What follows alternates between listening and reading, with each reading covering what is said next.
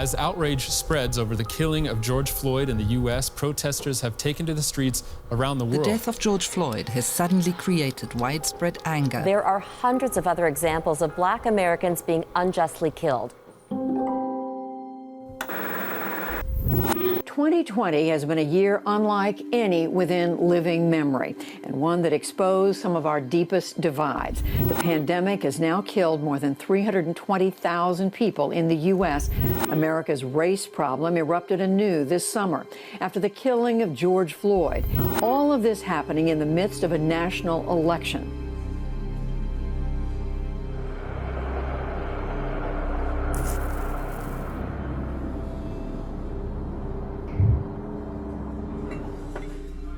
It's Saturday night at a nondescript bar in a quiet rural town, a place where the pour is heavy and the drinks are cheap.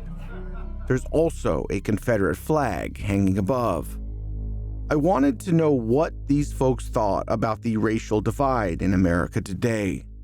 So I asked, what do you think about the civil rights, Black Lives Matter protests?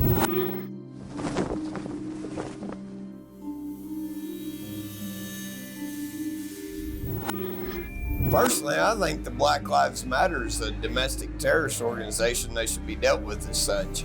If Black Lives Matter really cared about Black lives, they wouldn't be looting and pillaging and burning communities where Black people have their livelihood.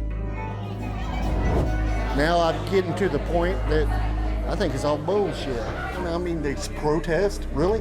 Are they protesting anything, or are they just using that as an excuse to go out there and be dumb? How are we going to get rid of racism? We should stop talking about it. That's all we do. We stop talking about it. All lives matter in this country, not just Black lives. as I pressed further on the nation's unresolved racial issues, the disconnect became undeniable. When it comes to race, there was little sympathy or acknowledgement of the realities of systemic racism. Black Lives Matter protests. Everybody needs to grow the freak up. Have you ever experienced racism? As far as me personally, no, but my family is mixed. So, I mean, I get it to an extent, but don't do wrong and you won't get in trouble. It's just simple, common sense facts. Have you ever experienced racism directly? Well, no, I haven't. No, I'm a white man, so I've never experienced it. But I've never experienced white privilege. Everything I've ever got, I've had to work for. I've had to work my whole life.